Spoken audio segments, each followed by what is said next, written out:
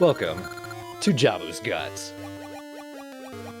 Got really square guts. They're very well constructed. Right. So, like I said in the post video part of last one, it's really kind of hard to do organic in a top-down grid-based level layout. But it's not too bad. I mean, at least the walls are pulsating. That's something. Yeah, there's that much at least. But the first time I tried just practicing this dungeon, I got so unbelievably lost. Yeah, it's kind of a maze. Also, there's this. Different levels. Yeah, you are going up the levels of water constantly. Who loves the water dungeon? I'm just going to imagine here that everyone's posting comments about how much they hate it, because they do. They're nice enough to give you a map right away, too. Yeah, I could have gotten the compass right away, too. But it took a different path. Oh man, that was tight. Nice save. I can't do anything in this room yet. So, as long as you remember that dark water means you can go down in it, and the other water is just stay on the same level water. Oh god, what did you do to my face? They're so tiny. They're blobs with feet. Hip loop. Hip bloop. No, don't set it on fire.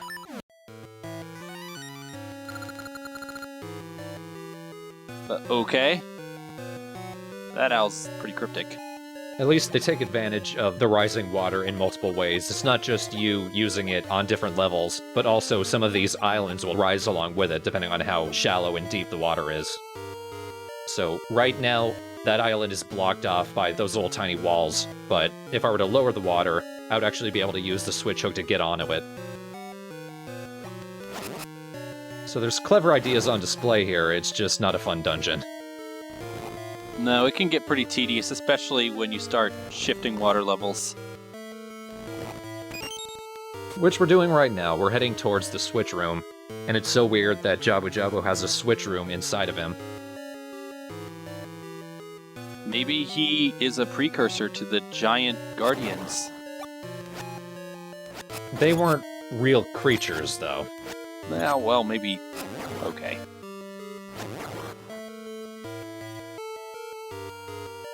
Jabu. Vabu.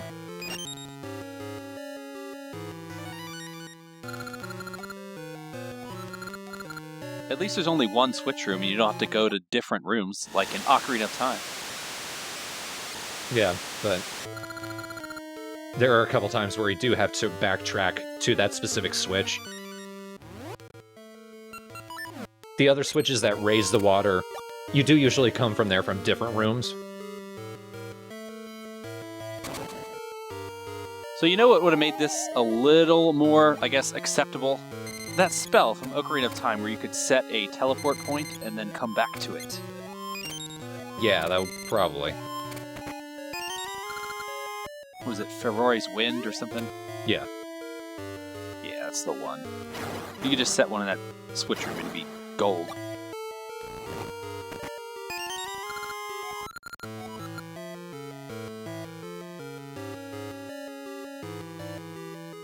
One thing that does annoy me, there are so many of these passageways that are blocked by blocks and what have you, that you just can't push out of the way.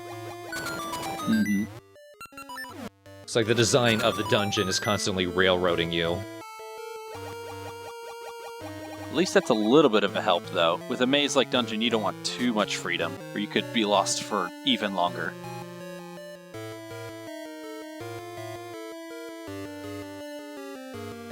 How much do you love the switch hook, by the way? I do like the switch hook. Okay. You know what it replaces, right? Yeah, I can pretty easily tell what we're getting in this dungeon. Yeah, what did we get in the water dungeon? Okay. Yeah. This game loved its callbacks.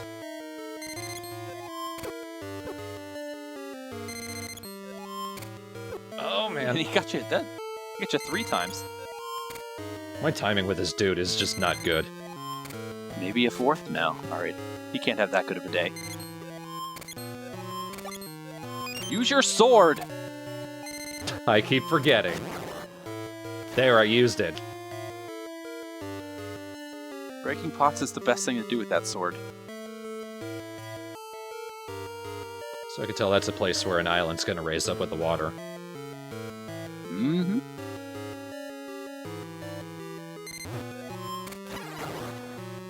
And those are diamonds that I cannot reach with my current switch hook. So I like how the switch hook must travel with such force. It pushes the hip loop back when you shove it in its face.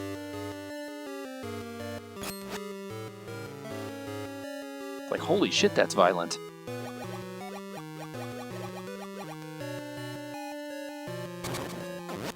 I'm the boss of this dungeon. Oh. Ah, my brother was the mid-boss. I'm... Oh.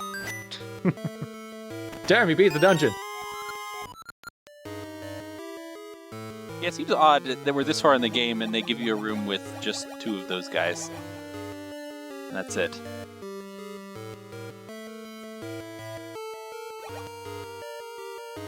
Love those sleepy owls. Damn it. Yeah, these guys make a comeback from Ocarina of Time also. Also from Jabu-Jabu. Wait a second. Yep, need to go down there next. Oh, hello. Cheap, cheap. It's only in these sideways corridors that you're able to use both buttons while underwater. Right, 'cause there's no diving up or down. Oh, hey, we get to fight the mini-boss in one of these rooms. He just bounces around. His weak point is clearly that little light. Yep, he's a pretty fat anglerfish. I bet you won't stop this bubble. Oh, shit. Ah, damn it. It's like when he hits me, he becomes invincible. Right, sometimes when you pop bubbles, it gives you seeds too, which is telling you you can also use the seed shooter if you want. Which I think I tried, and it's not that effective. Yeah, it's kind of hard to aim at him too, because he's moving a lot. I always just wait for him and hit him with the sword. It's a level 2 sword now, so...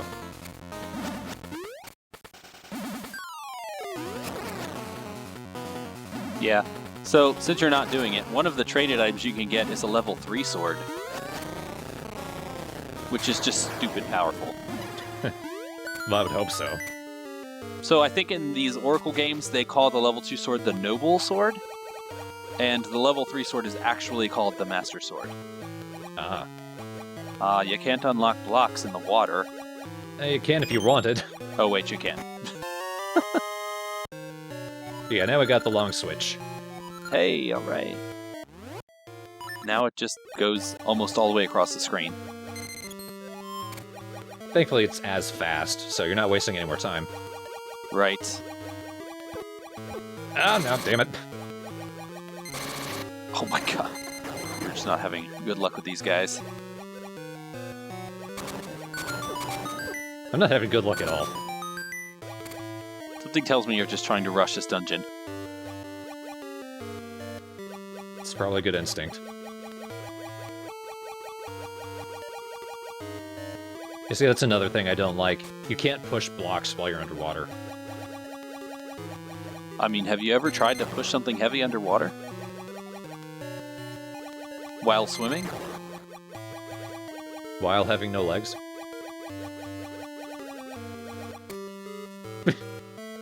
Hop out of the water. There they are. Not quite long enough.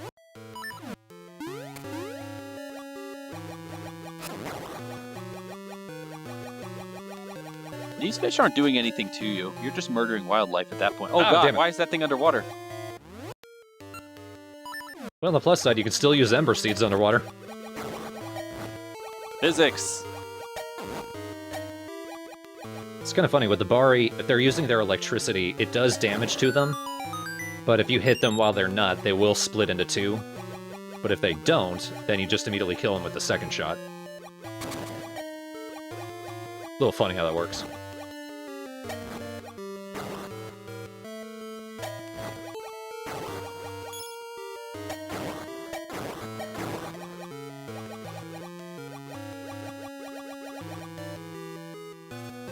Nope.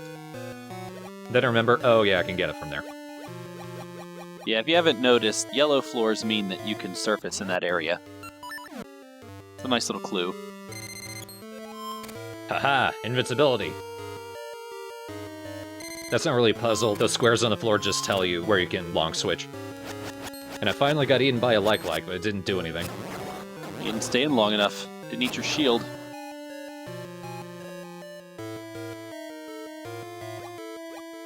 These guys are ripped straight out of Link's Awakening.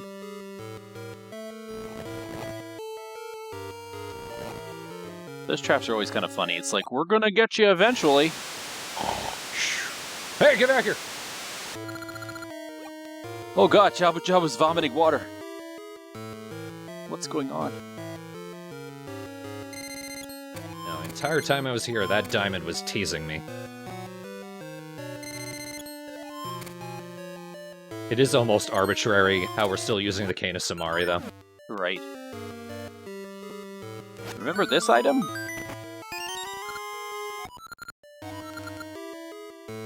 If only it could be used as a weapon like the other game. I do think if you drop blocks on things, it will damage them in this game, but nothing like the fireballs from Link to the Past. No, that's probably more effective. There's the compass. Yeah, you could have gotten that a little while ago, but whatever. In fact, in my test run, it was the first thing I got. So the dungeon, if you put the 3 floors together, are vaguely whale-shaped. Very vaguely. But now we can get over there.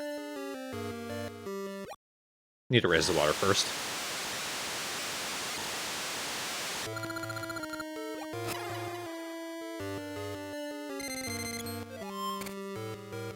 Watch out for that dude. Oh, no, you don't.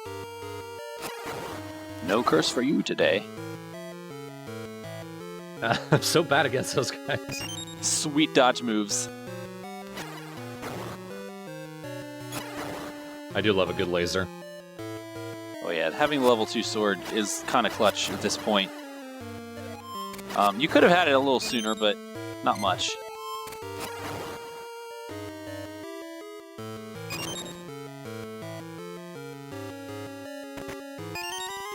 That's important at this point in the game.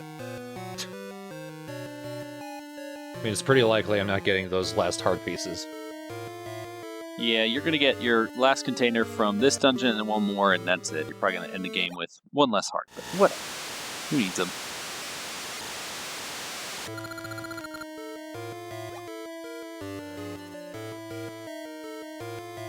This is one of those games you can actually skip the hearts altogether and finish it with 3 hearts.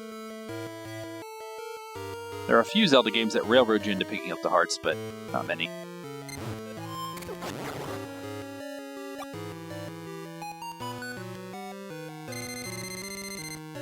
Nope.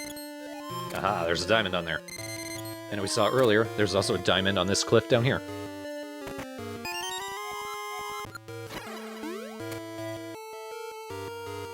So I don't know if you've noticed yet, if you've been in a room, but for some odd reason when you're swimming in the underwater mermaid sections, you can't jump off of ledges. I don't get that. Like that? And then you did it. I'm saying these things on purpose. Well, you timed it perfectly. I'm not really an expert at all. Ah, damn. Oh, you dove in the wrong... Ooh. It's so dark.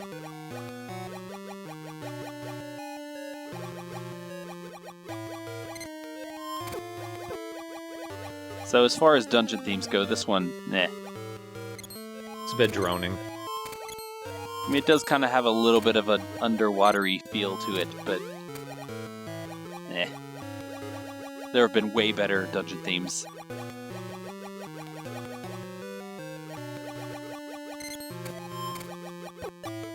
God damn it. As soon as I get the ferry. Why is there fire underwater?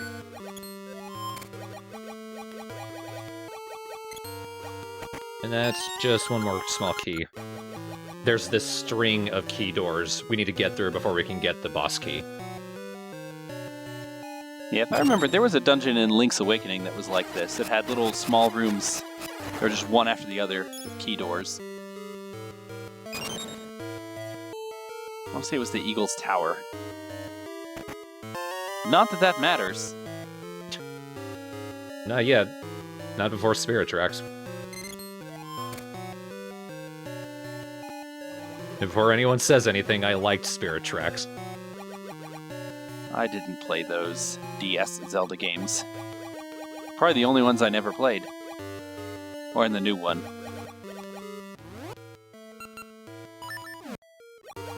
I don't know, the thought of playing Zelda with a stylus just didn't appeal to me. It hasn't aged well. It wasn't very good at the time either. I suppose if I could get it to emulate on a tablet or something, maybe I could touchscreen it? I don't know. I just feel like I'm probably not even going to ever play them. You probably don't need to.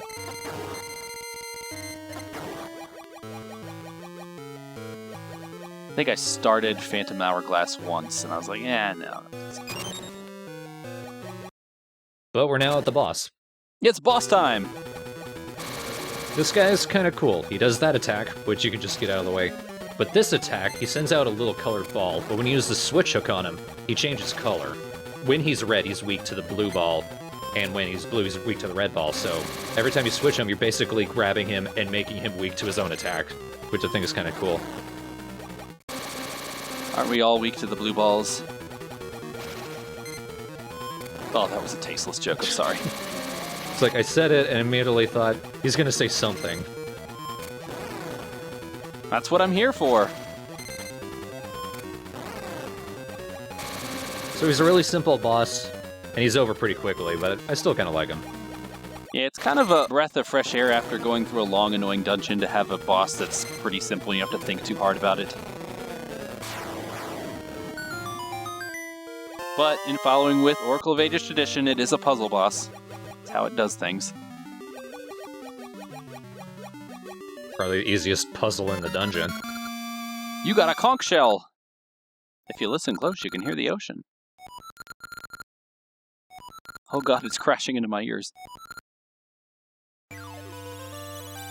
It's just Jabu's guts gurgling.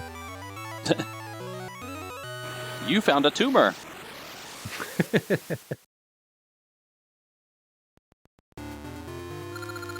Oh, this thing again. This nose. This happens in Seasons too. When you beat the penultimate dungeon, the other old lady will talk to you. But oh no, the tower's complete. Oh god, that means nothing right now, but okay. Okay, this is getting ridiculous. How tall is it? I mean, it looks kind of cool. Now my boyfriend will notice me!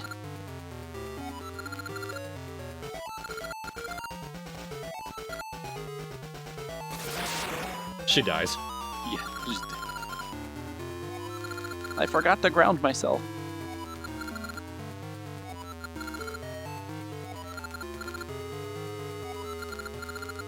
So somehow she can stop time now. Haha, the low oxygen has given me time. Oh no, not the happy dad and son.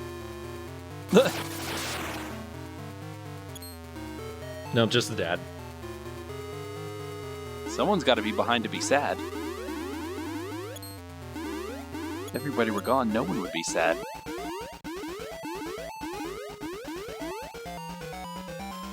That's all she did. 2 things. That's it. No one can stop me from ruining that game of catch and those rabbits!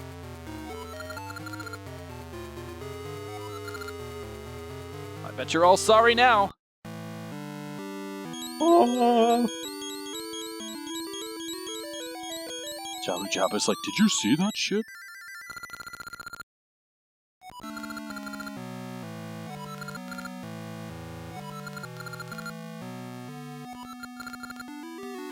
Well, and how useful are you? I don't know where it is, but it's somewhere in the world. Okay.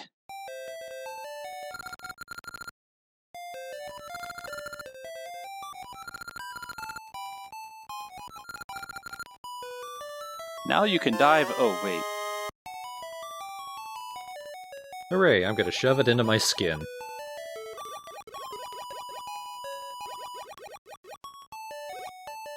McFly, do you have shingles? No, that's just the Zora scale, baby.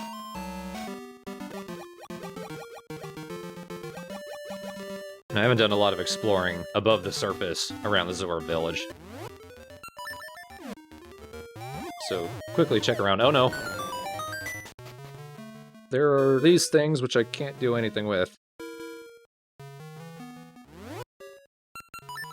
Well, if only you could lift even heavier things. Remember, there's only one more item you have, it's level 1.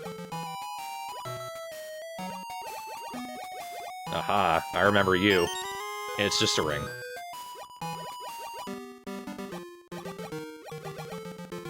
We never have to go back to Fairy Woods again.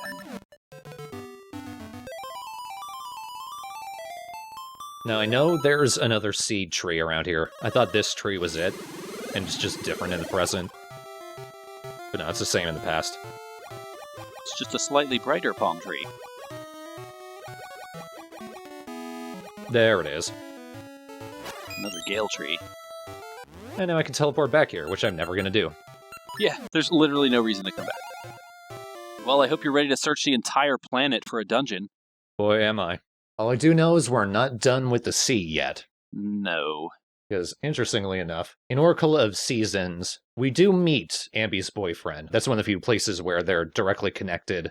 Except, he's also in this game too. He just has a much smaller part. That's correct. Although you don't make the connection between the two, I believe, until you play the linked game, and they actually have a cutscene. But I do know he got lost at sea, and the sea is, what, a 4x4 square, so... Yeah. We'll probably see him. I've been going in circles for hours, years, millennia.